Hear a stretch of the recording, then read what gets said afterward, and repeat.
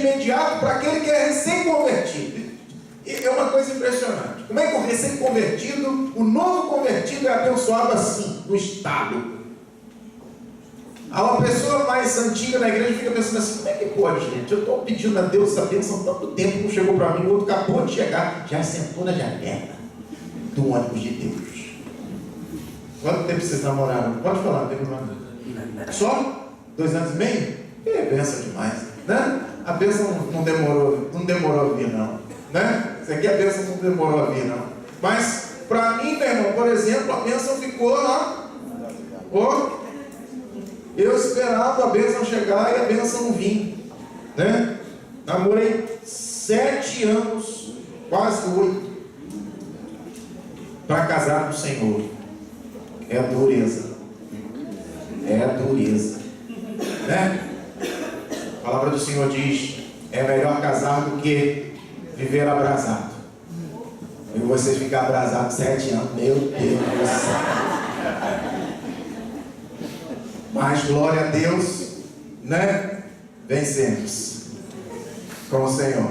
Então a bênção pode não vir de imediato, a bênção pode não vir assim no estalo, mas pode ter certeza, se você for fiel ao Senhor, ela virá. Elas virão, elas te alcançarão. Olha que coisa impressionante, irmãos. A palavra do Senhor diz que a bênção do Senhor é que corre atrás daquele que obedece.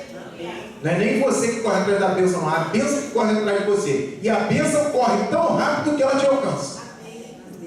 Você pode estar correndo, mas a bênção vai mais rápido. É como se um anjo chegasse e lançasse a flecha da bênção assim. Lembra daquele anjo do Cupido? Deve ter um anjo da flecha da bênção. Ele está indo, ele está correndo, mas a flecha vai. Tum! Alcançou. Pegou nele. Porque resolveram andar na obediência. Amém? Então, meu irmão, ninguém pode retirar a bênção da vida daquele a quem Deus resolveu abençoar. Segunda lição que nós tiramos desse texto aqui é que quem Deus abençoa se destaca dentre os outros como alguém digno de confiança. Quem Deus abençoa se destaca dentre os outros como alguém digno de confiança. Sai no versículo 6, diz a palavra assim: Potifar, tudo o que tinha, confiou às mãos de José, de maneira que, tendo-o por mordomo, de nada sabia, além do pão com que se alimentava. José era formoso de porte e de aparência. Então, meu irmão, olha aqui, destaque de José no meio dos outros, não é? Então, José chegou. Quando José chegou naquela casa para trabalhar, já haviam outros funcionários ali, mas o Potifar percebeu que no trabalho de José havia uma coisa diferente, havia algo especial. E isso fez com que José fosse elevado a uma posição de destaque. Ainda, você pode olhar dos versículos 21 a 23, que até quando ele foi preso, diz o versículo, olha lá: o Senhor, porém, era com José. José agora estava preso. O problema aconteceu, uma injúria, uma calúnia. Ele foi preso. Diz o texto, a palavra do Senhor, a partir do 21, o Senhor, porém, era com José, e lhe foi benigno, e lhe deu mercê perante o carcereiro, o qual confiou às mãos de José todos os presos que estavam no cárcere, e ele fazia tudo quanto se devia fazer ali. E nenhum cuidado tinha o carcereiro de todas as coisas que estavam nas mãos de José, porquanto o Senhor era com ele, e tudo o que ele fazia, o Senhor. Então veja o que acontecia. José agora está preso, lá na prisão acontece a mesmíssima coisa. José chega, está no meio dos outros presos. José começa a trabalhar, José começa a fazer, começa a acontecer, e aí o chefe do cárcere olha e vê em José alguém diferente.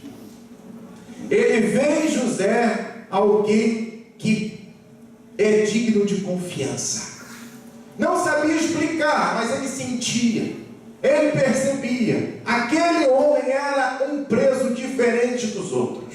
Então, meu irmão, porque a mão do Senhor era com José, ele foi, em onde ele ia, ele se destacava. Isso pode acontecer com você também, irmão. Isso pode acontecer com você também.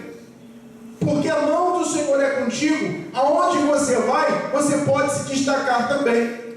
Quanto mais dessa mão de Deus sobre a tua vida, maior será o teu destaque. Mesmo lá, em lugares onde pessoas não costumam se destacar umas das outras, não é?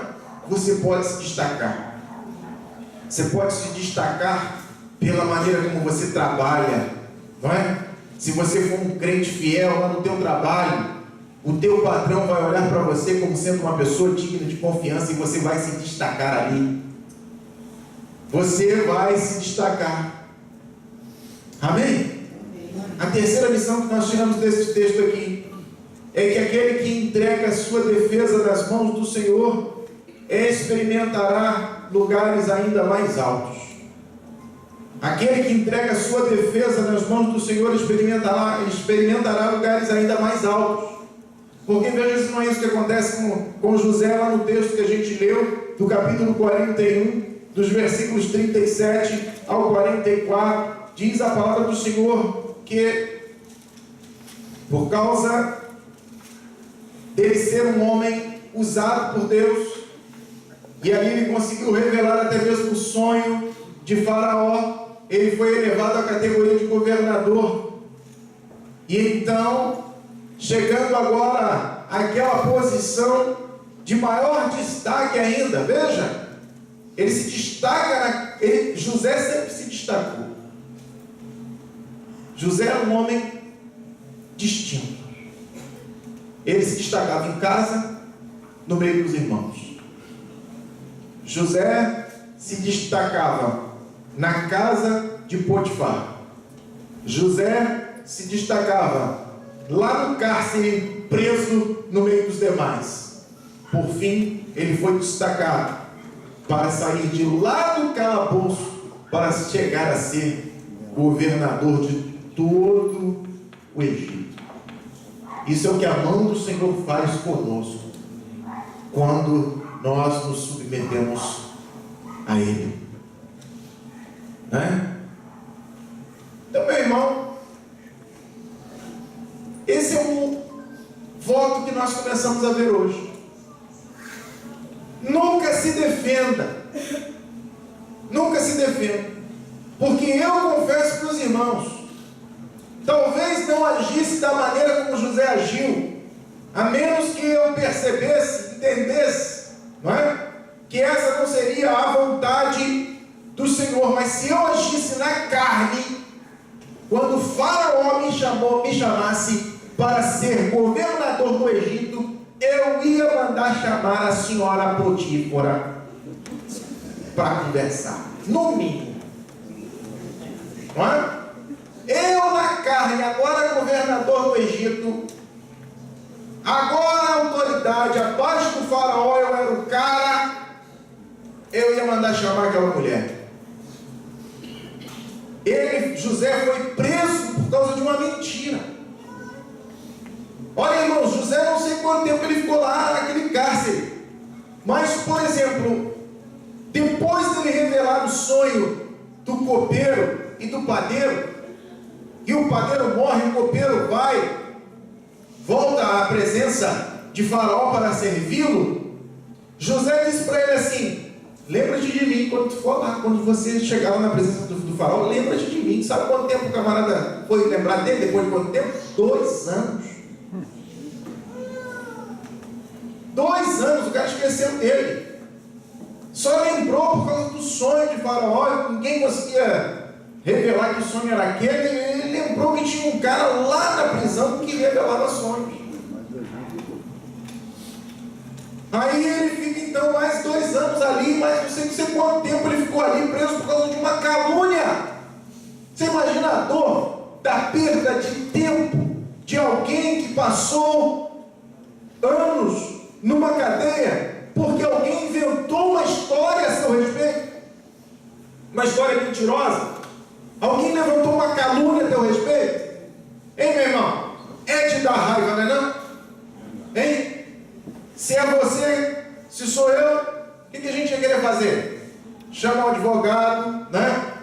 processa o infeliz que falou, pede uma boa indenização, e etc, etc. José não chamou a mulher de Potifar. José lançou tudo aquilo nas mãos do Senhor.